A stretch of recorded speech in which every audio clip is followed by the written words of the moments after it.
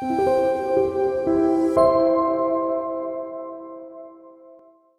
순서에 나와 있는 하나님 말씀 2절인데요. 같이 한번 읽어볼까요? 짧으니까 전체 같이 읽으면 좋을 것 같아요. 마가복음 제13장 1절과 2절입니다. 한 목소리 읽어요. 시작. 예수께서 성전에서 나가실 때에 제자 중 하나가 이르되 선생님이여 보소서 이 돌들이 어떠하며 이 건물들이 어떠하니까. 예수께서 이르시되 네가 이 큰 건물들을 보느냐. 돌 하나도 돌 위에 남지 않고 다 무너뜨려지리라 하시니라. 아멘. 우리 신입사원 여러분, 우리 경력직에 또 오신 분들도 포함해서 진심으로 환영합니다. 이게 뭐냐, 이거 평일날 이렇게 아침부터 예배를 드리면서 이렇게 하루를 또 직장생활을 시작하네라고 약간 당하신 분도 있을 수 있는데요. 하지만 벽산이 이렇게 기독교 문화가 있다는 걸 이미 알고 오셨으리라 믿고요. 또 하나님께서 기뻐하시는 또 우리 모두가 환영하는 귀한 시간이니까 조금 열린 마음으로 기대하는 마음으로 함께 해주시기를 부탁을 드리겠습니다. 저기 있는 사진 여러분 잘 보이십니까? 소위 말하는 예루살렘에 있는 이제 통곡의 벽이라는 곳입니다. 그 통곡의 벽 뒤쪽으로 저 금색이 더 잘 보이죠? 도움이 있는 저것은 이슬람교 사원 모스크입니다. 저 통곡의 벽이라는 것은요, 한때 그 자리에 성전이 멋지게 있었는데 다 무너지고 그 한쪽 벽만 조금 남아있다. 그것을, 이제 애통해하면서 이스라엘 사람들이 또 그 성지 순례하는 많은 사람들이 그 앞에서 또 기도도 하고 또 기념도 하는 그러한 자리로서 많이 유명합니다. 사실 그 뒤에 바로, 이제 세워져 있는 그 모스크는요, 터키가 이스라엘을, 예루살렘을 점령한 기간이 있었거든요. 그 터키가 그때 만들어 놓은 모스크이기 때문에 그 옆에다가 지금 이스라엘이 성전을 세우고 싶어도 세울 수가 없습니다. 정부가 세우려면 세울 거 아니에요. 근데 만약 저기에다가 성전을 그 자리, 원래 있던 그 자리에다가 세우면요, 난리 납니다. 난리가 나요. 그래서 이스라엘이 참고 있는 겁니다. 세계전쟁을 막기 위해서 참고 있는 거예요. 어쨌거나 오늘 말씀의 제목은요, 보이는 것이 다가 아니다입니다. 저 사진을 기억하시면서 같이 보시면 좋겠습니다. 그 옛날 저 자리에 성전이 멋지게 서 있었습니다. 저 그림의 밑에 살짝 보이나요? 그때 제자들이 말합니다. 야, 예수님이 이게 성전 대단하지 않습니까? 엄청나게 크게 멋지게 화려하게 지어놨어요. 근데 예수님께서 야, 정말 대단하다 이럴 줄 알았는데 뭐라고 대답을 하십니까? 야, 이거 다 무너져. 답이 이거였습니다. 이거 다 무너진다. 통곡의 벽을 제가 2번을 가봤습니다. 그때 이제 가이드를 받으면서 설명을 줬는데요. 그 가이드가 자부심이 있게 계속 말하는 게 이거였습니다. 보십시오. 무너지고 남은 게 이렇게 멋지고 위대하고 커다란데 원래는 얼마나 크고 멋지고 위대했겠습니까? 이걸 계속 강조하고 있는 거예요. 그러니까 예나 지금이나 저 멋진 모습이 자랑거리였다라는 것이죠. 그럴 수 있습니다. 근데 예수님께서는 글쎄 이거 완전히 무너진다? 진짜 무너진다라고 예언을 하셨고요. 실제로 그 일이 벌어졌습니다. 저런 말 들었을 때 그 제자들은요 상당히 충격을 받았습니다. 설마요? 이게 왜 무너져요? 그리고 무엇보다도 이건 성전이에요. 이런 생각을 했을 것입니다.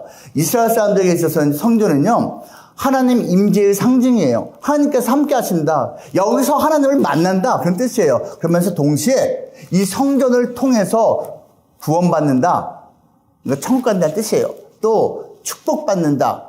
복을 받을 수 있다라는 믿음이 확고하거든요. 그런데 그 제자들 앞에서 예수님께서 야, 너희들이 하나님을 만나는 곳이라고 믿고 있고 구원과 축복을 받는 장소라고 믿고 있는 이 건물이 무너진다. 반드시. 그런 얘기를 들었으니 얼마나 놀랐겠습니까? 그런데요, 사실 이건 처음 있는 얘기가 아니에요. 아주 오래전에요, 하나님도 그런 말씀을 하신 적이 있습니다. 하나님께서 선포하셨습니다. 너희와 성전은 바벨론에 의해서 반드시 함께 멸망한다. 성전도 다 무너질 것이고 너들도 나라가 망할 것이다. 라고 말씀하신 적이 있습니다. 수백 년 전에 하나님께서 이 말씀을 왜 하셨을까요? 그리고 그때 있던 성전은 사실 예수님 당시 성전과 같은 성전은 아니고 제1호 성전이었거든요. 하나님께서 그 말씀을 왜 하셨을까요? 이겁니다. 너희들이 성전 믿고 함부로 죄악 중에 살아가는 모습이 내 앞에서 가증하기 때문이다. 그 이스라엘 사람들에게 있어서 성전이 어떤 의미라고요? 하나님이 여기 계셔. 이 성전이 있으니까 우리는 구원받아. 우리는 복받아. 라고 믿고 실제로 살아가는 모습은 개판이었습니다. 실제로 살아가는 모습은 하나님을 모르는 사람들보다 때로는 더 악하고 어리석게 함부로 사는 모습이었다는 거예요. 그러면서도 성전이 있으니까 우리는 문제없어 라고 생각을 한 거예요. 그러니까 하나님께서 착각하지 마. 성전이 있다고 해서 너들 그렇게 함부로 사는 모습이 무조건 용서가 되는 줄 알아? 천만에 너들 착각을 다 깨주기 위해서라도 이 성전을 내가 무너뜨릴 거야. 바벨론이라는 나라가 와서 이 성전을 박살내고 너희들은 나라가 멸망당할 거다 라고 하나님께서 말씀하셨습니다. 그게 BC 6세기 이야기입니다. 그리고 그때 서 있던 저 첫 번째 성전 제1성전 솔로몬이 지었기 때문에 솔로몬 성전에 불리는 저 성전이요 10세기 때 건축되어서 약 500년 동안 잘 있어 왔지만 결국은요 586년 BC 586년에 완전히 파괴됐습니다. 그리고 그 당시에 그 땅에 살고 있던 수많은 유대인들은요 바벨론 지금의 이란 이라크 땅이에요. 거기까지 끌려가서 포로 생활을 해야만 했습니다. 하나님의 경고 그대로 됐다는 겁니다. 자, 생각해 보세요. 하나님의 경고한 그대로 됐네? 몇십 년 후에 저거 일이 벌어졌거든요? 그러면 예수님이 말씀하신 다음에도 그 일이 벌어질 거로 생각할 수 있지 않겠습니까? 하나님이, 예수님이 이상한 소리, 허튼 소리 하지 않으시거든요. 자, 근데요. 자, 이제 그 BC 586년에 망하고 나서 이제 남아있는 것은요, 포로를 끌려가고 남아있는 그러한 몇몇 사람들과 폐허뿐이었습니다. 저 폐허밖에 보이지 않는, 이제는 이 나라는 끝났어. 이제는 유대 민족 신앙은 끝났어. 성전도 없고 하니까 하는 그 상황에서 하나님이 또 무슨 말씀하는 줄 아십니까? 아니야. 보이는 게 다가 아니다. 하나님이 약속하십니다.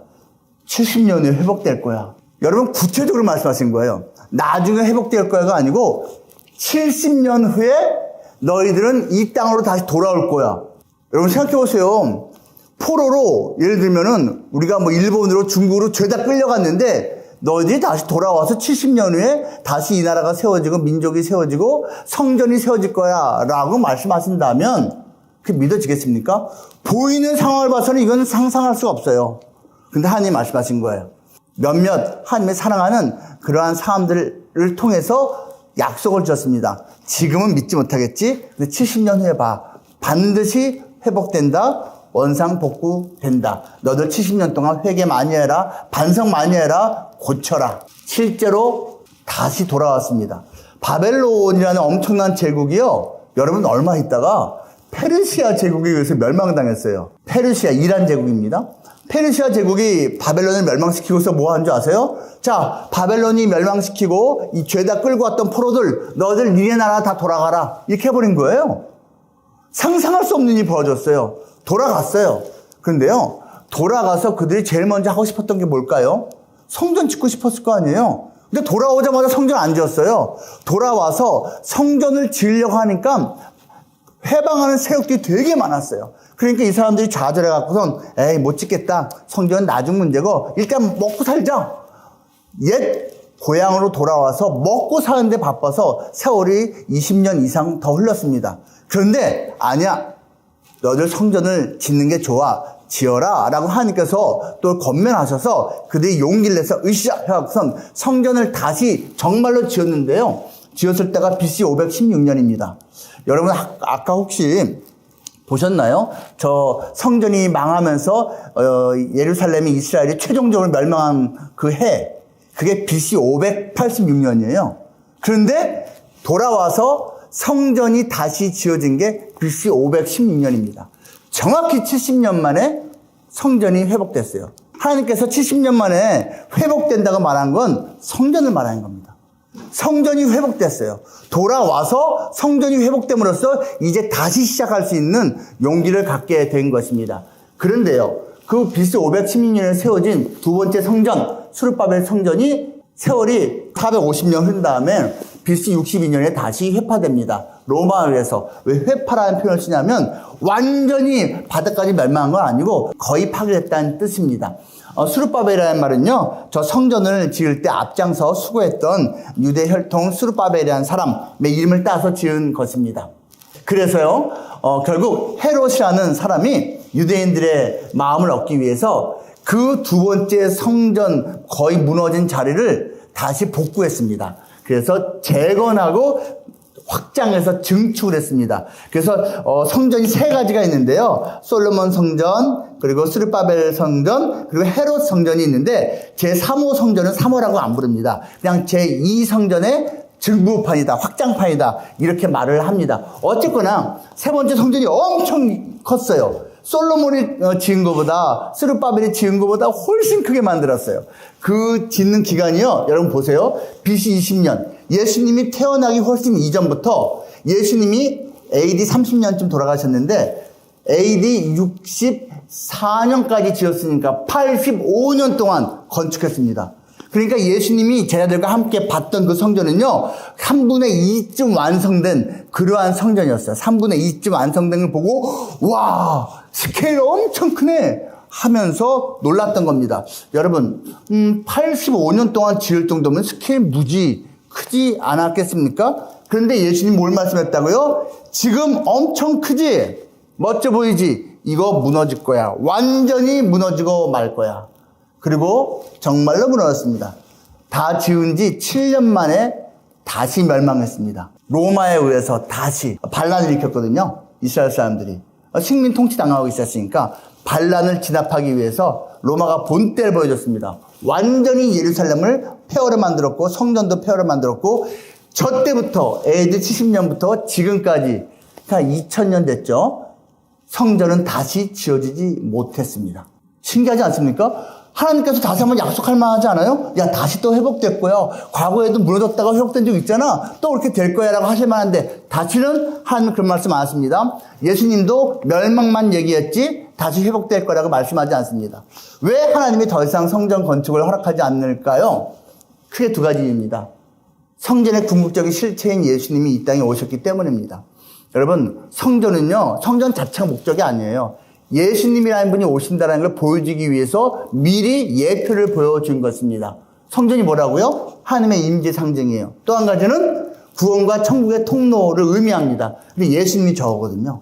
예수님이 하나님이 우리하고 함께 하신다라는 그런 의미를 갖고 있고요. 동시에 구원과 천국의 통로이기 때문에 더 이상은 성전이 만들어질 필요가 없으니까 하나님께서 주지 않으신 거예요. 두 번째, 눈에 보이는 것에 현혹되는 신앙을 더 이상 하나님이 받지 않으시기 때문입니다. 너희들이 자꾸 건물 멋지게 지어놓고 하면 이거 자랑하고 이거 믿고 의시되면서 오히려 나랑 멀어지고 있지 다시는 이런 거 허락하지 않을 거야 하시는 겁니다.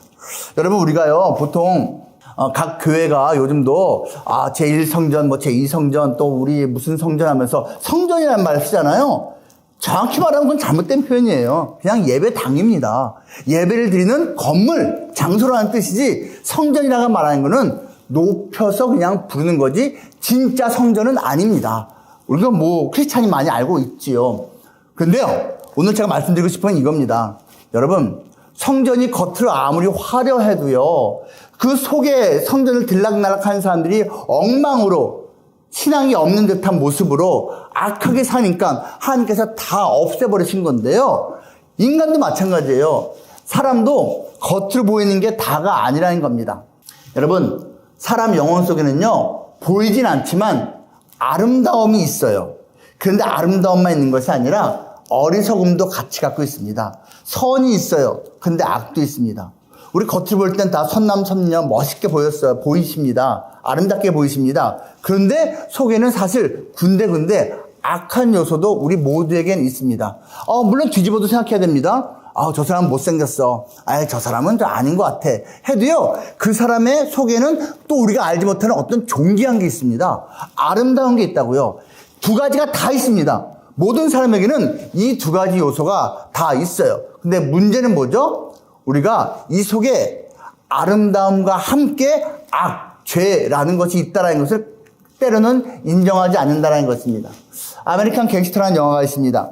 1960년대 말부터 70년대 초까지 있었던 실제 이야기를 영화로 만든 건데요. 여러분 주인공 두 사람 벌써 쟁쟁하지 않습니까? 덴젤 워싱턴하고 러셀 크로우예요. 이 두 사람이 이제 라이벌로 나타납니다. 베트남 전쟁 당시인데요. 뉴욕 할렘가와 뉴저지의 그 마약계를 저 흑인 프랭크 루카스라는 사람이 주름잡게 됐습니다. 문제는 경찰들이 그걸 몰라요. 왜 모르냐면 여러분 70년대 초까지만 해도요. 미국의 마약 조직은 이탈리아계 마피아 계통이 다 잡고 있었답니다. 흑인이 거기에 보스로 있으리라는 상상을 할 수 없던 시대였대요. 근데 저 사람이 최초의 흑인 마약 보스가 된 거예요. 그러니까 경찰들 그물망에 아직 들어오지가 않은 거예요. 얼마나 머리가 좋으냐면요. 월남전 당시니까 그 베트남과 태국에서 순도 100%의 값싼 근데 순돈 100%인 마약을 직접 수입하는 거예요. 중간 브로커가 없어요. 그리고 공수는 뭐로 하냐? 미국 공군 비행기. 전쟁 중이니까 막 질서가 엉망일 거 아니에요? 미 공군 비행기를 이용해서 그 동남아시아에 있는 순도 높은 값싼 마약을 들여와서 미국에서 그냥 50배 100개를 파는 거예요. 엄청난 떼부자가 된 거예요.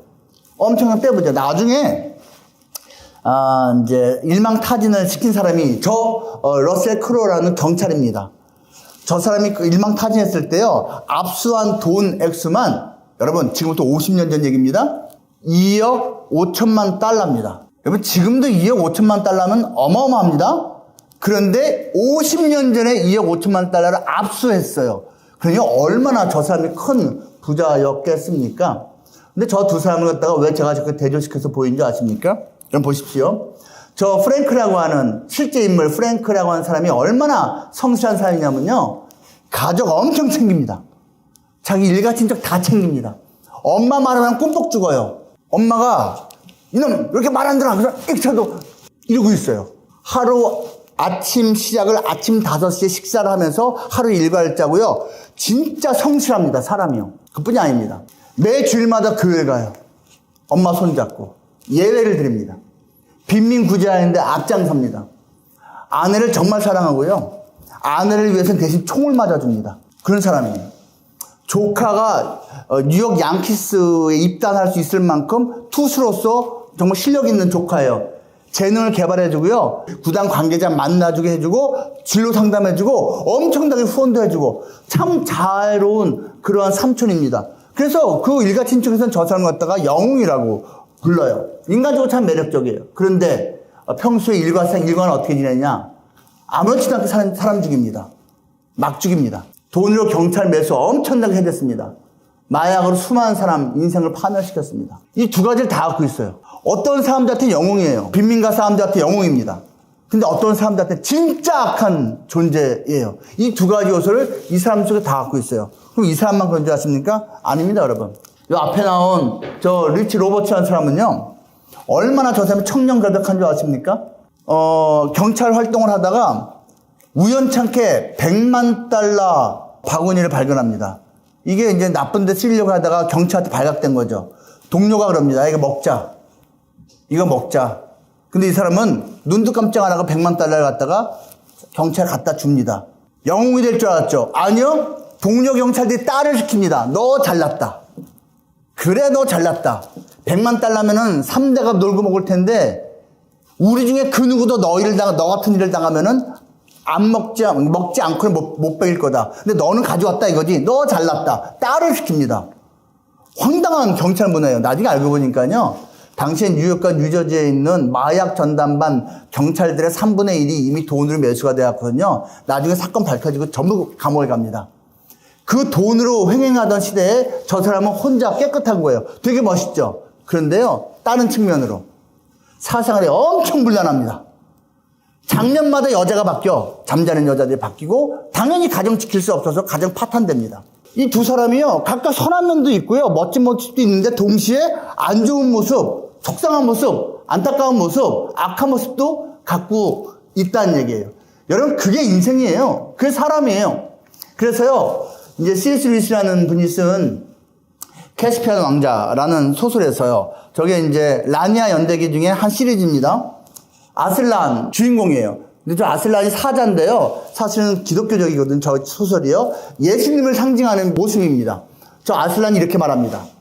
사람에게 말하는 거예요. 그대는 아담과 하와에게서 나왔다. 그리고 그것은 가장 가난한 거지라도 고개를 똑바로 쳐들도록 하기에 충분한 영광이며, 거지도 그는 영광스러운 직분이라는 거예요. 사람이라는 것이 이 땅에서 가장 위대한 제왕이라도 고개를 숙이도록 하기에 충분한 수치다라고 말합니다. 그래서 영광과 수치를 제가 대조시켰죠. 이게 무슨 말인지 아십니까? 사람이라는 존재 자체가 엄청난 영광스러운 존재고 동시에 수치스러운 존재라는 겁니다.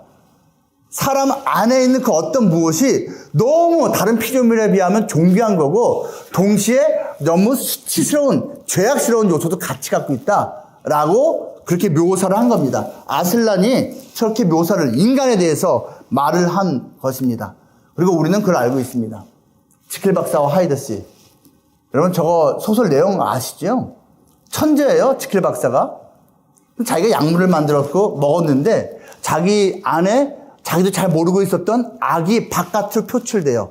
그래서 갖다가 이제 은밀하게 표출하기 시작합니다. 하이드, 숨어있는 존재죠. 처음에는요, 여러분, 살짝 즐겼어요.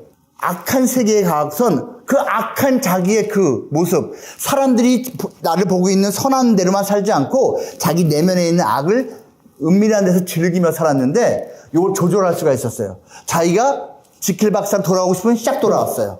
그러다가 또 은근히 먹고 또 하이드로 가서 막 살았어요. 요거를 반복을 했어요, 계속. 그런데 시간이 지날수록 점점 하이드로 있는 시간이 많아져요. 그리고 점점 하이드에서 지킬 박사로 악에서 선으로 돌아오기가 힘들어진 거예요. 나중엔 살인까지 합니다. 그 경찰들이 드디어 따라옵니다. 근데 더 이상 원상 복구가 안 되는 거예요. 지킬 박사로 돌아갈 수 있는 능력을 상실했어요. 그러니까 절망하고선 결국은 경찰이 닥치기 전에 자살합니다. 여러분 이게 인간입니다. 두 개 다 있어요. 그래서 처음에는 내가 악을 이길 수 있다. 악에서 선으로 넘어올 수 있다. 내가 악을 조절할 수 있다. 라고 생각하고 사는데 어느 순간부터 깨닫게 됩니다. 내가 이걸 컨트롤할 수 없구나. 그리고 심지어는 오히려 그 악이 자기를 컨트롤하는 것을 체험하는 사람들도 있습니다. 아주 예를 들면요. 알코올 중독인 걸 알면서도 끊지 못하는 사람들 되게 많습니다, 여러분. 저는 목사이기 때문에 그분들 상담 되게 많이 하거든요. 전문 기관에 보내드립니다. AA라는 게 있어요. 알코올릭스 어나니머스라고 합니다. 무명의 알코올 중독자들이라는 협회 전 세계적으로 있습니다. 여러분 여기 가면요. 1번, 2번 이분들이 이제 고백을 하면서 자기가 인정하게 만드는 게 있습니다. 그 인정하는 첫 번째가 이겁니다. 나는 알코올 의존자다. 그걸 인정하라는 겁니다. 두 번째가 뭔지 아십니까? 나 혼자의 힘으로는 이겨낼 수 없다라는 것을 인정하라는 거예요. 그래서 도움을 받아야 된다. 근데 거기 오는 사람들은 용기를 내서 오는 것이죠. 우리 인간이 그렇다는 이야기입니다. 그러면 내 안에 그런 선과학이 있는데 우리는 어떻게 살아야 되냐? 어떻게 해야 되는가? 우리가 깨달을 게 있고 믿을 게 있고 아는 것이 필요한데요. 바로 이겁니다. 내 안에 선과 악이 함께 있다는 것을 인정하는 게 중요합니다. 내 안에는 선만 있다. 그게 아니라는 겁니다. 악도 있다. 두 번째, 당연히 악을 이기고 선을 따르기 위해 싸워야 한다는 거죠. 이거 우리 모두가 공감하고 있잖아요. 싸우고 있습니다, 우리는. 문제는 세 번째입니다. 악을 완전하게 이기고 선을 완전하게 따르는 것은 나의 능력으로는 다 이룰 수 없다.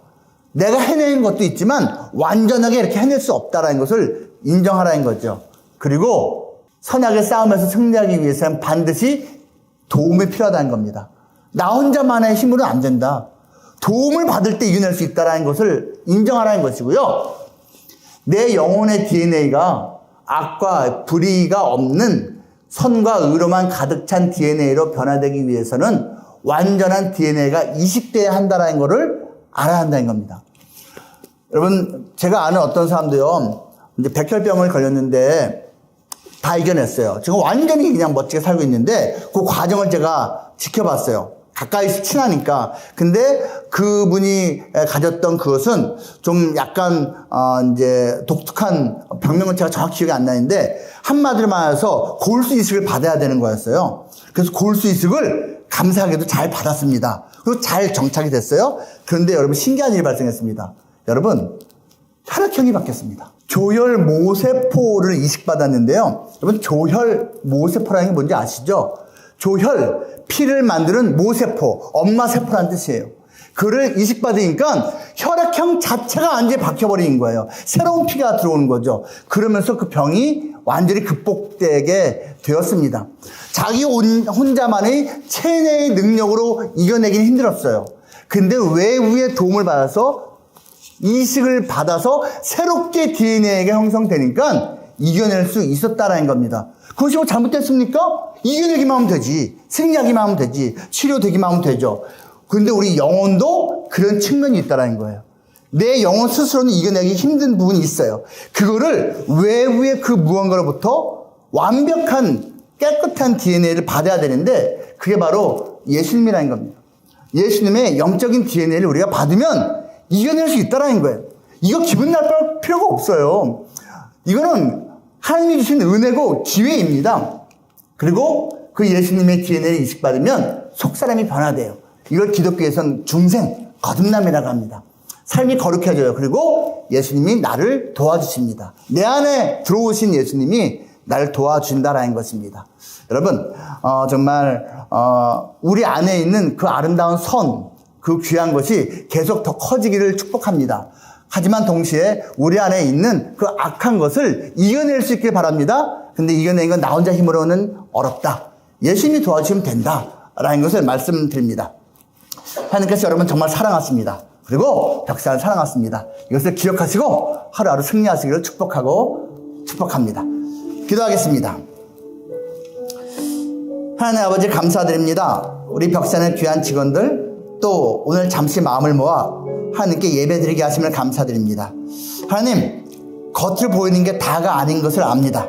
그렇기 때문에 우리 곁에 있는 그 누구를 함부로 판단하고 악하게 생각하고 우리가 비난하고 하는 것을 조심하게 해주옵소서. 그 사람 안에 있는 아름다움, 존귀함, 선함을 우리가 영의 눈으로 바라보고 인정해주고 그리고 축복하는 우리가 되기 원합니다.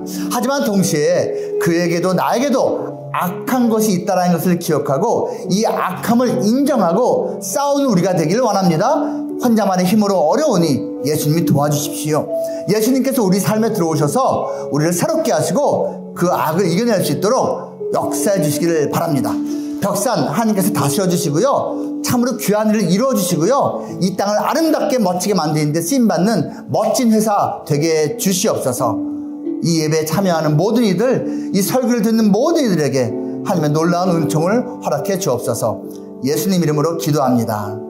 아멘. 이제는 우리를 위해 십자가에 못 박혀 죽으셨다가 다시 살아나신 예수 그리스도의 크신 은혜와 우리에게 그 아들을 주시기까지 우리를 사랑하신 아버지 하나님의 그 놀라우신 사랑하심과 우리의 모든 생사복을 주관하시는 성령 하나님의 인도하심이 남은 평생 이 치열한 선과 악의 싸움에서 예수님의 도움 힘입어서 반드시 이겨낼 것을 멋지고 아름답게 살아갈 것을 다짐하는 모든 벽산의 임직원들 머리 위에 영원토록 있을지어다.